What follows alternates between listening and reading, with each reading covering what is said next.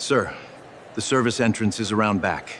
Grant Mercer said it loud enough for half the marble lobby to hear. Claire tightened the pastel pink wrap around her shoulders. Malcolm, please, don't make this awkward.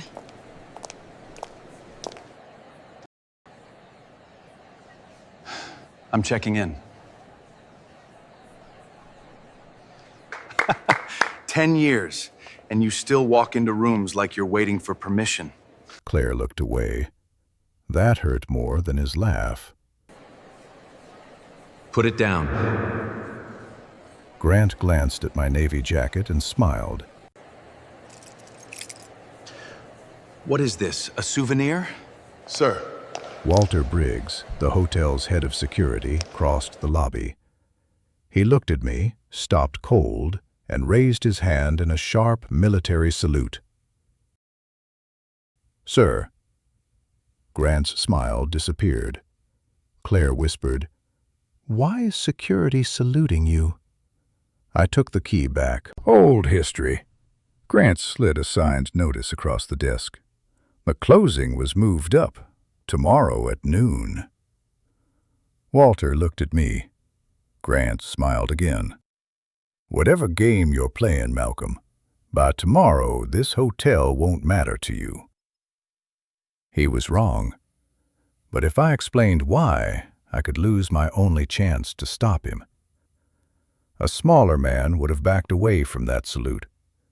Grant Mercer took 2 seconds and rebuilt the room in his own favor. "Military," he said. "Of course. You were an officer, weren't you?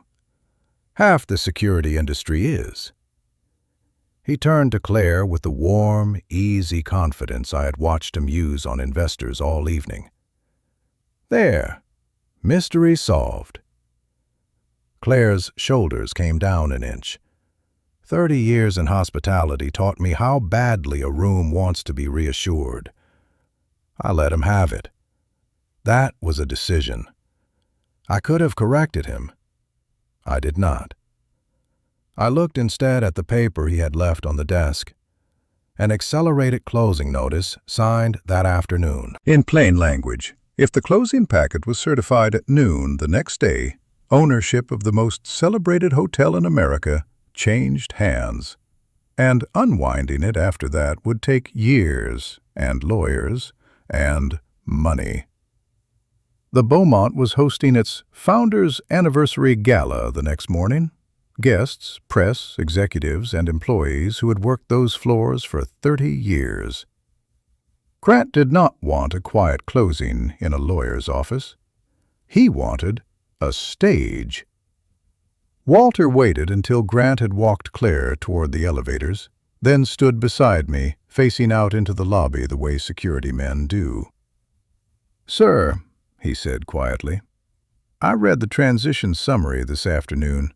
There's a page missing." I did not have to ask which page. "The employee protection language," he said. "It isn't in there. Not changed. Not there." The marble under my feet did not move. Something in my chest did. Here is what I could not do. I could not walk to that desk, announce who I was, and stop the sale with my voice. 10 years earlier, I had built this hotel's governance so that no single owner could do exactly that, including me. If I interfered from outside the board process, Grant's attorneys would have proof the transaction had been tampered with by an interested party, and he would win inside the noise. There was a second problem. A missing page can be theft. It can also be a tired clerk at 11 at night. Accusing a man of the wrong thing is the fastest way to make him look innocent. Within the hour, I learned how fast Grant moved. A manager I had never met found me outside the mezzanine and told me, very politely, that a formal complaint had been filed. Interference with a private acquisition event. Pending review, my access to the executive and archive levels was suspended. I was still a guest. I simply could not reach a single room where the truth was kept. I was walking back toward the lobby when Evelyn Ward stepped out of the concierge alcove. Retired judge, chair of the Independent Stewardship Board. Silver hair, no jewelry. The kind of stillness that makes people straighten their backs. She looked at the brass key in my hand. "That belonged to the old boardroom," she said. "I know." "I thought that key had been retired with the old boardroom."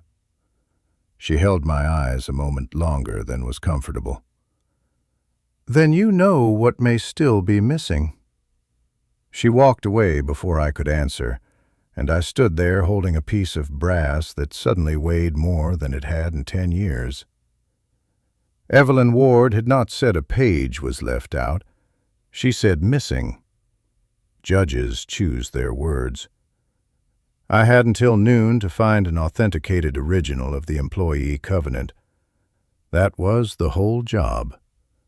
If nobody could produce a certified original of that page, Grant's lawyers could tell the Stewardship Board, truthfully, that no employee protection existed in the record, and the sale would move. 10 years ago, the Beaumont was 3 months from closing its doors. Water damage on 4 floors. A payroll funded on credit. I was hired to turn it around, and I did the only thing I knew how to do. I moved in. I worked 18-hour days and carried the numbers home in my head and never said them out loud. Claire and I had been married 11 years by then. She would ask how it was going. I would say fine.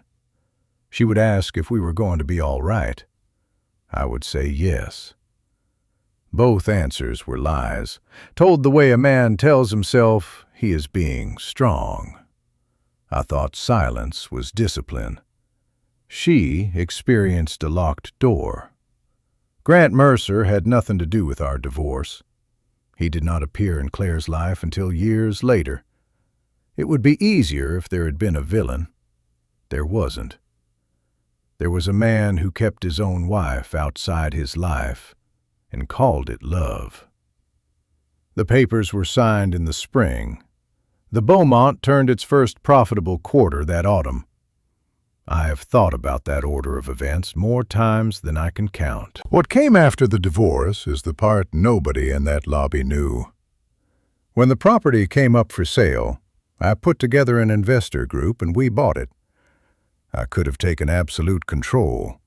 Instead, I put the ownership inside a private stewardship structure with an independent chair and wrote a covenant into the foundation of it.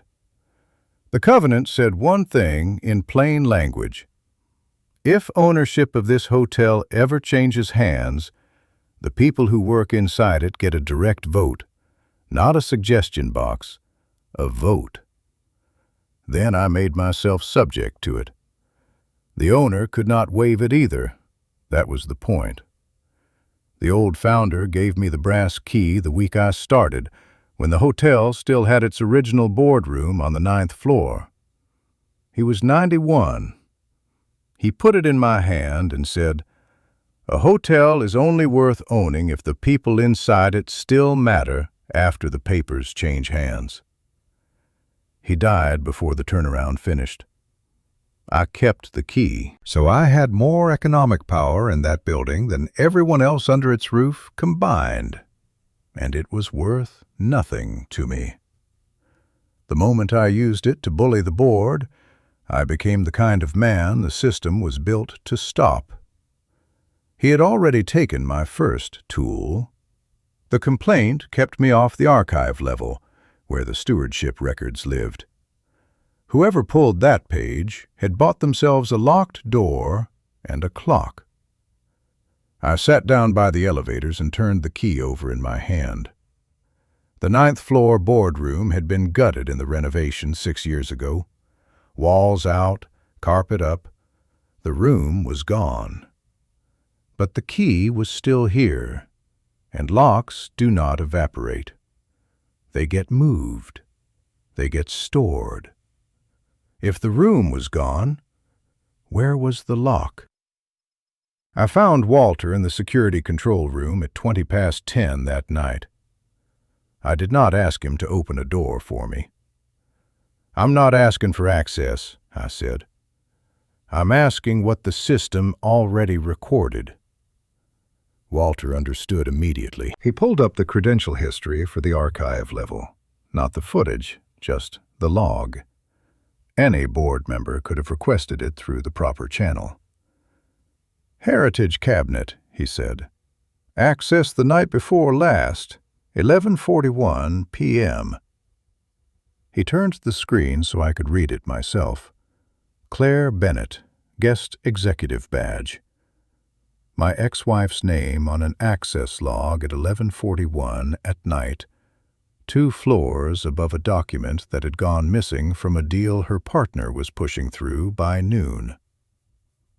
"A badge is not a person, sir," Walter said carefully. "I know, Walter."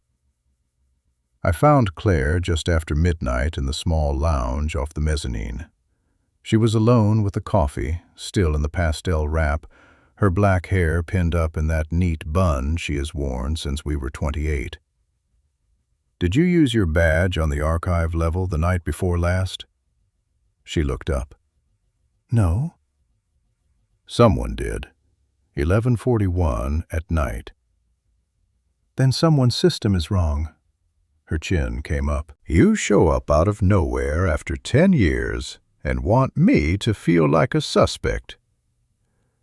"I want you to tell me where your badge was." She started to answer, stopped, and set the cup down. "Grant carries it sometimes," she said. "When we go up together. He hands his own card to his assistant and takes mine because it's faster. It's nothing. It's a badge." "When did you last hand it to him?" "I'm not going to sit here and build a case against him for you." But she said it more quietly than the first thing, and she did not look at me. Then she reached to close her folio, and I saw the page she had been reading. Grant's presentation binder, a summary paragraph of the kind meant for press.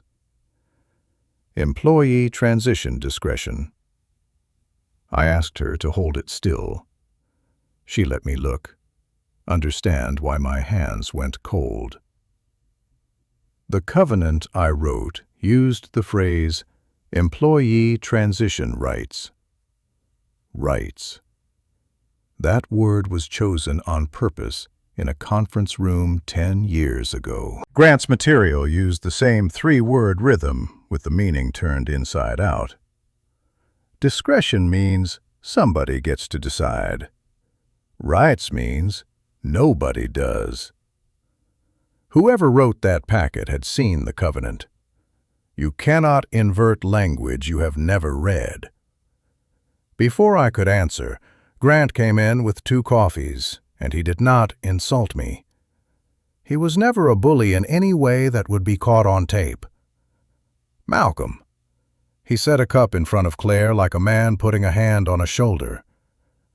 "You are turning a business transaction into a personal obsession, and the only person it will cost is you. Then answer one question in front of her. Was the employee protection language in the packet you signed?" He looked at me for maybe a second and a half. "That's a document handling question. Take it to the board." Then he turned to Claire and lowered his voice just enough that I was meant to hear it anyway. "He's using 10 years of history to make you doubt yourself. Don't let him." They left together. Claire glanced back once. My question had changed.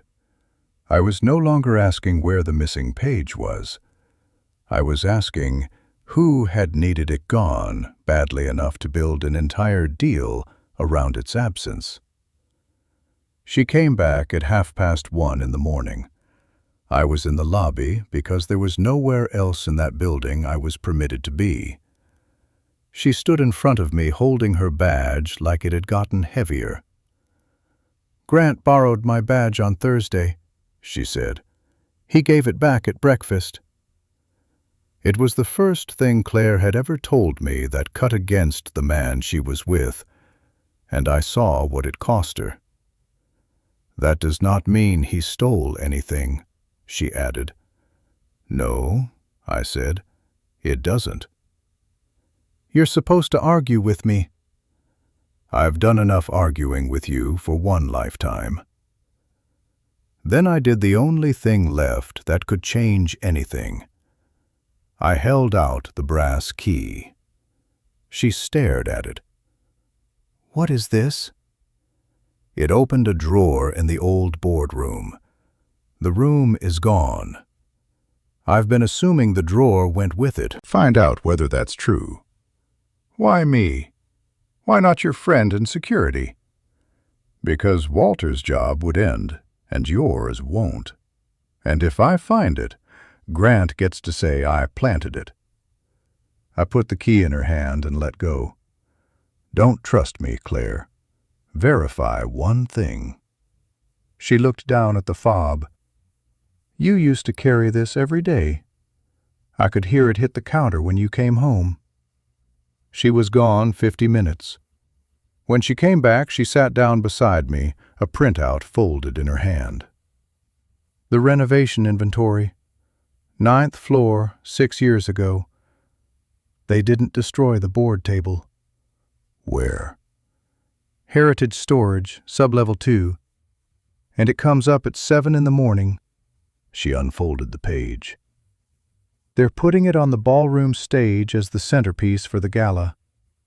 Under the lights, in front of 400 people. I looked at the key in her hand and felt the whole night turn on its hinge. You think there's something in that table, she said. I think there might be. And you knew all along? No, I knew about the key. That's all I've had for 10 years. Why didn't you ever tell me what this place became? I could have said, because you left. It was sitting right there, and it would have been the cheapest sentence of my life. Because I did the same thing I did when we were married, I said. When this place was dying, I was carrying $11 million of other people's exposure and a payroll for 300 families, and I decided you shouldn't have to feel it. So I said, fine. Every night for 2 years, I said, fine. You did. I called it protecting you. You experienced it as shutting you out. Claire looked straight ahead at the revolving door, and her eyes were wet, and she did not let anything spill. Yes, she said. I did. No apology from her. No forgiveness from me. 2 people finally naming the same thing after 10 years. At 2 in the morning, we found Lena Park in the board salon, packing binders for the gala. Lena has been board secretary 22 years, a small, precise woman. She looked at the key on the table and went very still. The founder kept things in that table, she said. There's a compartment on the chairman's side. He put originals in it when he didn't trust a filing cabinet. What's in it now? No idea.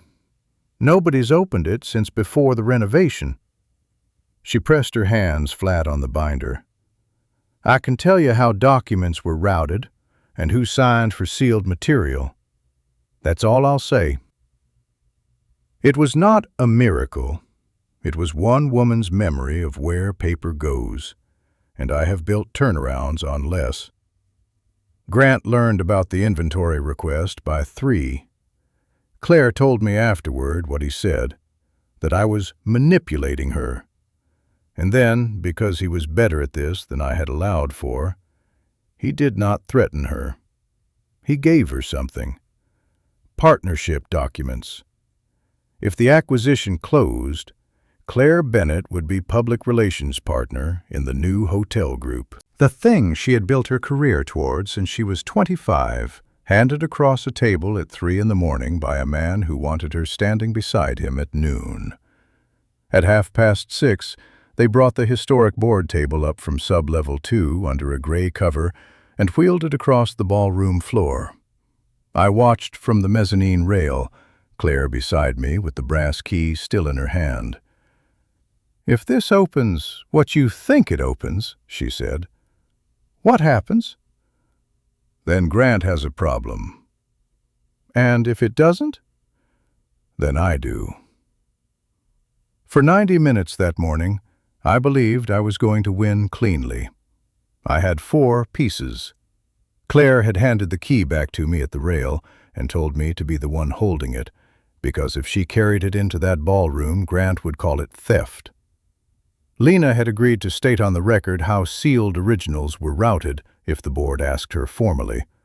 Walter had preserved the access logs and filed them the correct way with his own name on the request, and Evelyn Ward had said the sentence I needed most. I caught her at the elevator bank at 7 and told her a party might come forward before noon with an original stewardship document bearing the founder's seal. She did not ask who or where. "Bring it through the correct process," she said, "and I will authenticate it in front of the room. I will not go looking for it. And I will not stop a lawful closing on a feeling, Mr. Hayes. Not for you, and not for anyone." "I'm not asking you to stop anything." "Good." She adjusted her glasses. "The certification session will be held during the open portion of the gala, 11 o'clock. Anything to be considered must be presented there." 4 hours. A stage, an authenticator, a witness, a key. I did not celebrate, but I let myself think, for the first time since the notice hit the desk, that this would end without anyone being destroyed. Grant asked to see me at 8, in the empty tea room with coffee waiting, which is a thing men do when they intend to be reasonable at you. "I've had someone look into you," he said. "You have some kind of legacy interest here. A minority position, maybe an old consulting stake. I don't need the fight. Name a number, sign a release, walk away from the gala, and my firm buys out your position at a premium this morning." He thought he was being generous. In Grant's world, every principle is a price that has not been quoted yet. "No. Malcolm, be practical. I don't sell promises I made to other people." He set the spoon down. For about a second, something moved behind his face that was not polished at all. Then it was gone. "All right," he said. He stood, and as he buttoned his jacket, he looked past me at the small black dome of the security camera in the ceiling. He looked at it for 2 full seconds. Then he looked at me and walked out. I noticed it. I just did not understand it in time. At 9, the stewardship board met in the salon behind the ballroom, and Grant Mercer took my night apart in 11 minutes. He did not accuse me of anything false. That was the genius of it. He put security footage on the screen, me in the restricted executive corridor at 9 at night, Walter and me alone in the control room over a monitor, Claire coming out of the sub-level 2 stairwell at 20 to 2 with a printout in her hand. Then he said, in a voice of real regret, that an ex-husband with an undisclosed financial interest had spent the night coordinating with the head of hotel security and a member of the acquisition team to interfere with a lawful transaction, and that he was asking the board to protect its own process. Every image was true. Every one was mine. Walter was suspended before 10. He handed over his radio at the security desk with 40 guests watching, straight-backed and without a word. And it was the worst thing I saw all morning. Lena Park would not look at me when I passed the board salon. "I'm 61 years old," she said quietly. "I can't risk my pension on a memory." And then Claire. They asked her directly whether she could confirm that material had been removed from the closing packet. I was standing at the back. She knew I was there. "I cannot verify Malcolm's accusation," she said. It was carefully, professionally true, and it landed in me exactly like a sentence she had said in a lawyer's office 10 years ago. Hotel counsel came for the key at 10:15. Given the access questions raised, he said, the item should be held by the chain of custody officer pending review. He put my brass key in a plastic sleeve, wrote a number on it, and signed for it. 10 years I carried that thing. He carried it away in a folder. Then the board excluded me from the closed certification session until the conduct review was complete. So at 10:30 in the morning, 90 minutes before noon, here is what I had. No security ally, no witness, no Claire, no key, no access, and a formal record describing me as a personally motivated party operating in secret. I sat down near the fountain and made myself look at it honestly. Grant had not won on a coincidence, and he had not forged anything. He had pointed a camera at the way I do things and let everyone draw the obvious conclusion. I had hidden my identity. I had investigated privately. I had asked a security chief for a favor instead of filing a request. I had put a key in my ex-wife's hand at 2 in the morning instead of a question on a board agenda. Every single thing he used against me, I gave him. I had spent 10 years learning how to run a hotel and almost no time learning when silence stopped being discipline. The quiet way was not going to work, not because it was too slow, because it was the thing that was killing me. I found Claire in the service corridor behind the ballroom at 20 to 11, among the flower crates in her soft pink jacket, and told her the truth I should have told her when the key hit the marble. "I don't have a legacy interest in this hotel," I said. "I hold the controlling ownership through the stewardship company. I have since the year after our divorce." She did not gasp. She was angry. "You stood in that lobby last night and let him call you a service entrance," she said. "You let me stand there and be embarrassed for you." "Yes." "You had one sentence, Malcolm. One sentence and none of this happens." "Yes." "You did it again." Her voice cracked, and she got it back under control the way she always could. 10 years. And the first thing you do when you walk into a room I'm in is decide what I'm allowed to know." "I know," I said. Then I said the thing I had needed to say since the spring the papers were signed. "You were wrong about some things 10 years ago. So was I.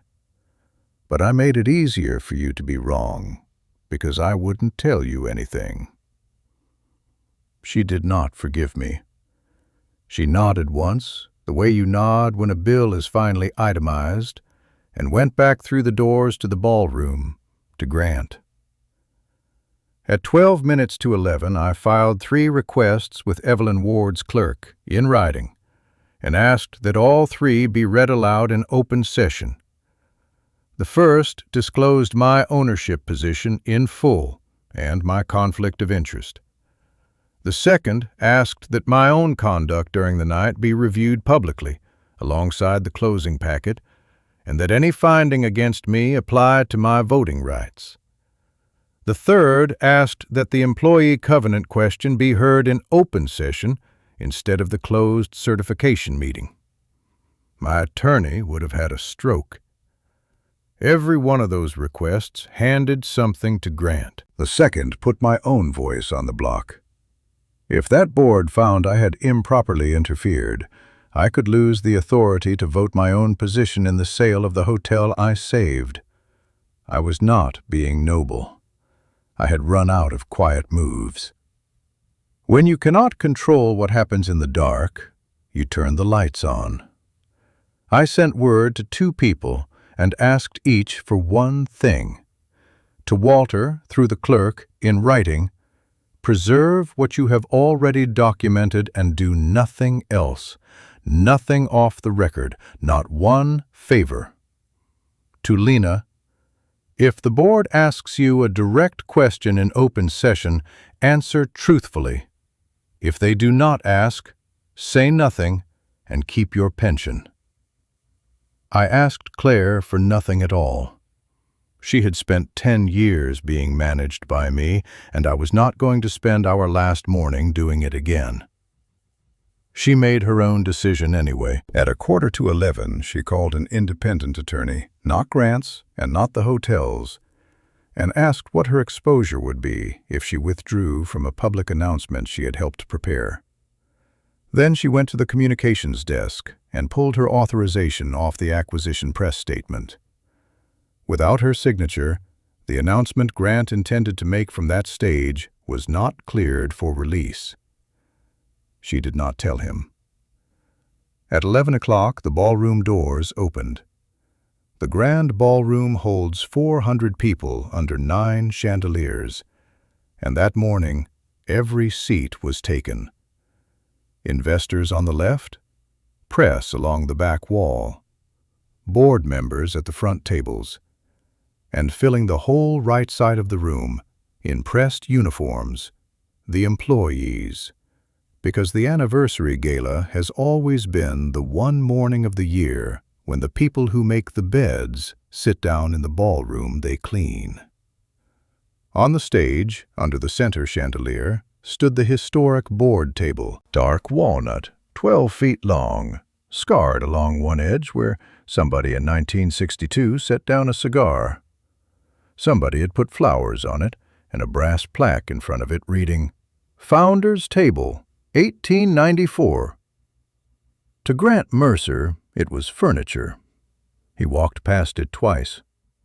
Behind him, a screen read, "The Next Century of Beaumont." I came in at 4 minutes past 11 in a dark navy suit, no escort, and 2 men from a temporary security detail stepped into my path. "Sir, there's an active conduct review. We've been asked to keep you out." I did not argue. 12 hours earlier, I would have found another door. Instead, I stood in front of 400 people and waited to be told publicly whether I was allowed into a room.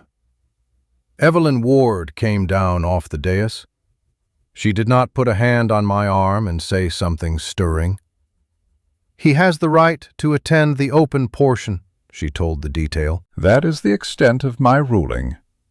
That was all she gave me, and I understood she would be just as unhelpful to Grant. I took a seat at the end of the 3rd row.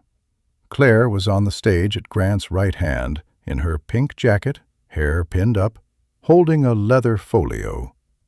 From where I sat, I could not read her at all.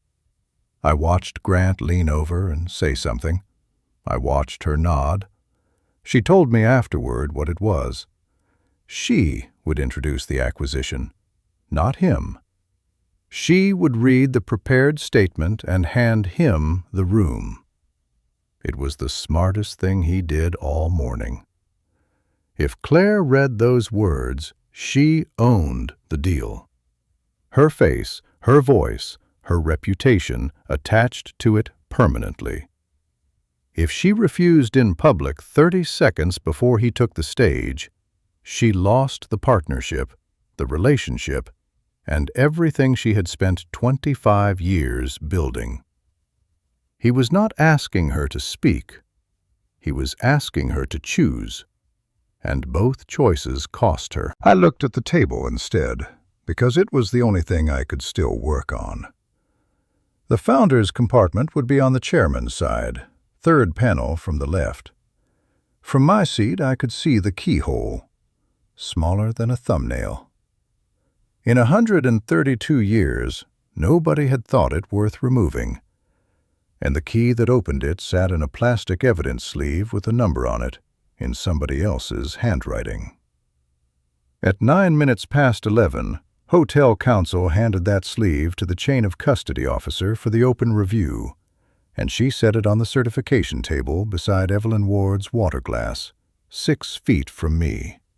6 feet. I could not touch it. Reaching for it would have ended everything I had left, and Grant knew it. I watched him look at that sleeve and decide he had already won. Certification was set for 11:30, the closing itself for noon. 51 minutes. Grant Mercer gave a good speech. I want that on the record. He talked about the difference between preserving a building and preserving a business, and how the second keeps the first one standing. He said the word employees 4 times, and meant it the way he understood it. He promised no layoffs in the first year. The applause was polite and real. Not a movie crowd, a room of adults who wanted to believe their jobs were safe. Then he said, "I'd like to ask Claire Bennett to say a few words about what comes next." She walked to the lectern and opened the folio. The room went quiet, the way rooms do when somebody takes longer than expected. Claire looked down at the page, then at Grant. "I can't read this as fact," she said. Nothing has ever gone through that room like those 6 words. "Claire," Grant said, very softly, off the microphone. She kept going. She did not raise her voice, and she did not accuse anyone of a crime. And listening to her, I understood she had thought carefully about exactly how far the truth would carry her. "My executive badge was used to access the Heritage Archive at 11:41 at night on Thursday," she said. "I did not make that access. I was not in the building." She turned a page. "And the materials I helped prepare used the phrase, 'employee transition discretion.' I am told a covenant exists in this hotel's founding documents using nearly identical language with the opposite meaning, and that it does not appear in the closing packet.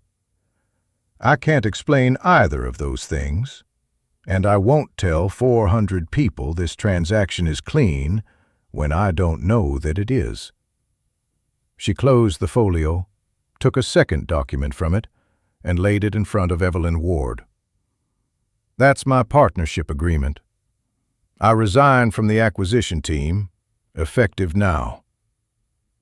Grant recovered faster than any man I have ever seen. He came to the lectern with an expression of such genuine sorrow that half the board leaned toward him. "I want everyone here to understand what just happened," he said, "because it isn't what it looks like.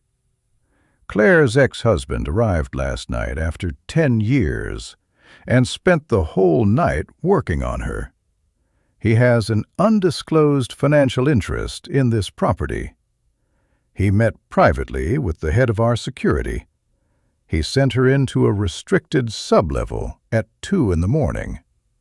He let that sit. She isn't lying to you. She's been used. And I won't let a personal history from a decade ago derail $300 million of capital and the future of this hotel." It worked. 2 board members sat back. Someone in the press row underlined something. Every fact he gave them was accurate. So I stood up. "My name is Malcolm Hayes," I said. "Mr. Mercer is right that I have an undisclosed interest. I'd like to disclose it." Evelyn Ward looked at her clerk. The clerk nodded. "Go ahead, Mr. Hayes." "I am the controlling owner of this hotel," I said. "I have been for 9 years, through the stewardship company that holds the property. Most of you have never seen me, because I never wanted you to. That was my choice, and it was a bad one. I have never heard 400 people make that particular sound. A housekeeping supervisor 2 rows over put her hand over her mouth. Claire closed her eyes. Grant Mercer took about 4 seconds. Then he laughed once, sharp and honest, and said the smartest thing anybody said that morning. "Then you have an even bigger conflict than she does." And he was right. He turned to the board. "Be clear about what he just admitted. He is the seller's controlling interest, and he is the man who wrote the covenant he claims was removed. He built a system saying an owner cannot unilaterally override employee protections." He spread his hands. "Which means he cannot unilaterally invoke them either. He does not get to referee his own transaction." Then he nodded to his associate, who carried a single sheet to the certification table. "And in any case, the covenant question is closed. That is, a waiver of employee transition rights, executed by the hotel's management representative last month. If the protection ever existed, it has been properly waived." He smiled at me for the first time since the lobby. And there it was. I had just told 400 people that I owned the most celebrated hotel in America, and it bought me nothing at all. He had taken my own architecture and stood on top of it. So I stopped defending myself. "He's right," I said. The room turned back around. "I can't override the system. I built it so I couldn't. And I'll say the rest before he does." I looked at the employee side of the room, not the board. 10 years ago, I nearly killed this hotel by working 18 hours a day and telling nobody anything. It cost me my marriage. My wife asked what was happening, and I said, "Fine," and I called that protecting her. I made myself look at Claire. Last night I did it again. I investigated in the dark instead of asking in the open, and I handed Mr. Mercer everything he used against me an hour ago. That's mine. All of it. Nobody applauded. It was not that kind of moment. "So don't take my word for anything," I said. "Open the record." I turned to the chain of custody officer. "Ma'am, I'd ask that the item you're holding be brought forward and examined by the chair." She looked at Evelyn Ward. Evelyn nodded. She carried the sleeve to the certification table, opened it, and set the old brass key on its navy leather fob in front of a retired judge. Evelyn put on her glasses, turned the key over twice, and checked the shank against a photograph in the Founder Archive file. She took her time, and the room let her. "This is the Founder's key," she said. "The serial matches the archive registry." She did not say what it opened. She looked at me with nothing at all in her face and slid it across the table. I picked it up and walked to the historic board table. 400 people watched me kneel on the chairman's side in a navy suit in front of the press and put a 132-year-old key into a keyhole the size of a thumbnail. It did not turn easily. It had not turned in 6 years. Then it did. The drawer came out 4 inches, and the smell of old paper with it, and inside was one sealed envelope. Not a stack, one. I carried it to Evelyn Ward unopened and set it in her hands. She broke the seal herself. Inside was a single page, Founder's signature at the bottom, original stewardship seal pressed into the corner. 6 lines of plain English. Evelyn read it aloud. Any transfer of ownership of this hotel requires a direct vote of the employee trust. That right cannot be waived by management, by a buyer, by an owner, or by any board representative. She examined the seal and the archive, marking a long moment. "This is authentic," she said. That was all. She did not stop the sale. She did not condemn anyone. She confirmed a fact and put the page down. But every person in that ballroom had heard the word owner in the list of people who could not waive it. They had heard it from a judge, and they had watched me open the drawer myself.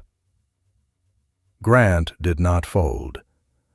I will give him that until the day I die.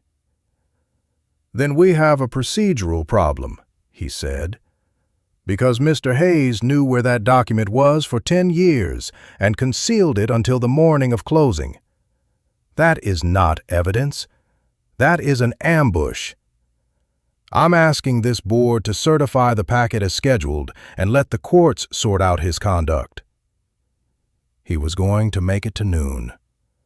I could see the arithmetic on the faces at the front table. 22 minutes, 1 certification, and 4 years and a courtroom to undo it. There was one way to force the employee vote before that clock ran out, and Evelyn Ward's clerk had explained it to me in the corridor at 10 to 11, while I was still deciding whether I could afford it. The covenant vote could be convened immediately, without certification, only if the controlling owner withdrew his own vote from the transaction and personally assumed the cancellation exposure. If the deal died, the breakup costs did not come out of the hotel, the trust, or the employees. They came out of me. I could protect them or protect myself, not both. That was not a loophole in the system I built. That was the system working as designed, and it had waited 10 years to ask whether I meant it. "Madam Chair," I said, "I withdraw my owner's vote from this transaction and accept the cancellation exposure personally." Somebody in the press row said out loud, "How much is that?" The number was not the point.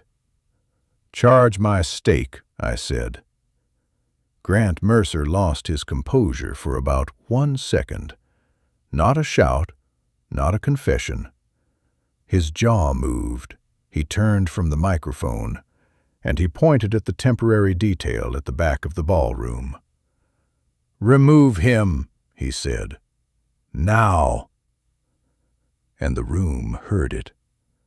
A man who did not own this hotel had just ordered security to drag out the man who did, 10 seconds after a judge confirmed he could not do what he was trying to do. Walter Briggs had been standing at the back for the open review, suspended, without his radio, because the board required the security chief present as a witness to his own conduct hearing. He walked forward. He did not touch Grant or raise his voice. He stopped in front of me, came to attention, and saluted. "Sir." Then he turned to Grant and said calmly, "Mr. Hayes has not violated any security order. I documented every request he made and filed all of them." The board did not turn on Grant because I humiliated him. They turned because he showed 400 people exactly what he would do with this hotel every time a rule got in his way. The senior employee representative, a banquet steward named Ruth Ellery, who has worked here 34 years, stood up at her table and formally requested the covenant vote. Evelyn Ward granted it at 11:41 in the morning.